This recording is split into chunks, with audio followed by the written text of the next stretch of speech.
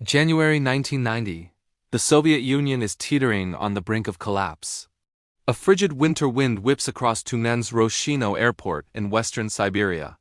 At just past noon, Aeroflot Flight 6246A trusty Tupolev Tu-134A begins its journey to Volgograd. On board are 65 passengers and a crew of 6, settling in for what should be a routine flight. This particular aircraft, registration -65951, is an 18-year-old veteran of the skies. With over 30,000 flight hours, it's a workhorse that has served the state airline faithfully. The climb to cruising altitude is smooth, effortless.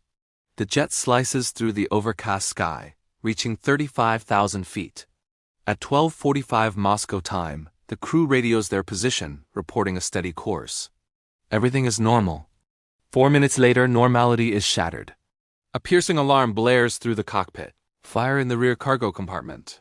The flight mechanic grabs an extinguisher and dives into the aft hold, but he finds nothing.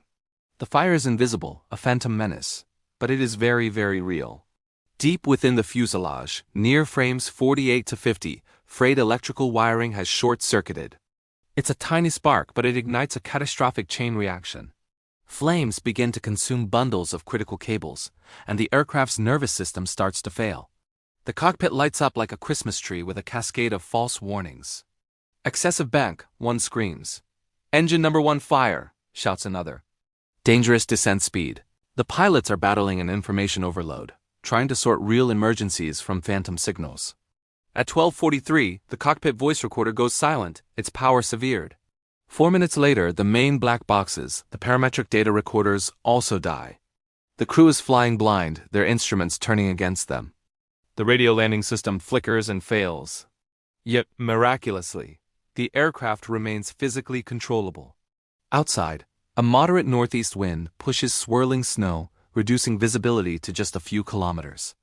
At 12:48, another alarm joins the cacophony. APU fire. It's another ghost. Another lie whispered by the dying wires. The pilots, their hearts pounding, know they are in a desperate race against time. They have a fire on board, and they are losing their plane piece by piece. At 12:48, the captain keys the microphone, his voice urgent. He declares an emergency, requesting an immediate descent and diversion to the nearest major airport, Sverdlovsk's Koltsovo, now known as Yekaterinburg. Air traffic control responds instantly, clearing them to descend to 4,800 meters. But in the chaos, a critical error is made. The crew sets a course of 258 degrees, the exact opposite of the runway's 78-degree approach. They are flying away from safety. With the landing gear down, they spiral downwards into the thick, disorienting clouds. At 12:54, the AC converters fail, killing the transponder. Koltsovo's radar loses their altitude reading. A minute later, a new terrifying call from the cockpit. Fires in both engines. It's another false alarm, but in that moment, the crew believes they are about to lose all power. They have to get on the ground now. To slow the plane for a forced landing, they throttle back the right engine. 11 seconds later, their world goes dark. The attitude indicators freeze. The course system blanks out.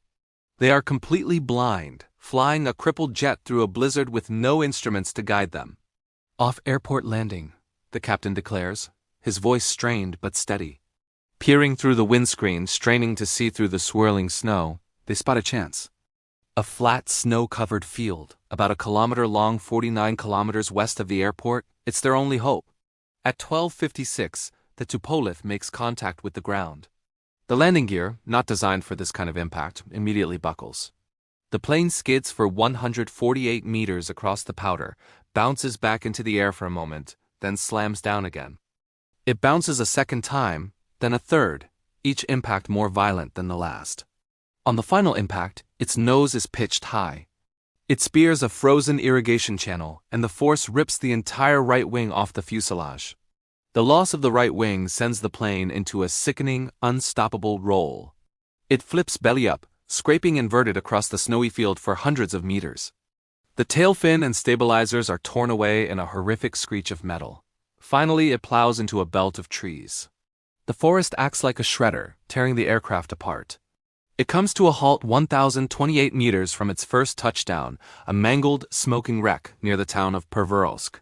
Rescuers converge on the scene, a grim tableau of twisted metal against the pure white snow. Of the 71 people on board, 27 did not survive. The captain, co-pilot, navigator, and one flight attendant were among the dead. But in a testament to the random nature of survival, 44 people were pulled from the wreckage alive. The flight mechanic and flight attendant Natalia Bobrovskik were among them, their lives spared, perhaps, by the cushioning effect of the deep snow. The investigation would later confirm the pilots' worst fears and their greatest confusion. There were no fires in the engines or the APU. It was all a lie, created by a single, insidious short circuit. Worn insulation on a bundle of wires in the cargo hold had ignited, and the resulting fire had methodically destroyed the aircraft's electronic brain, creating a storm of false data that led the crew into a desperate, unwinnable fight. It was a tragic accident, born from a tiny flaw, a quiet whisper of the vulnerabilities hiding in the aging Soviet fleet. A somber reminder that even the most robust machines are only as strong as their weakest wire. Thank you for watching this look back at the crash of Aeroflot Flight 6246. It's a story of incredible bravery in the face of unimaginable systems failure. If you found this story compelling, please consider liking this video and subscribing to the channel for more deep dives into aviation history. Fly safe.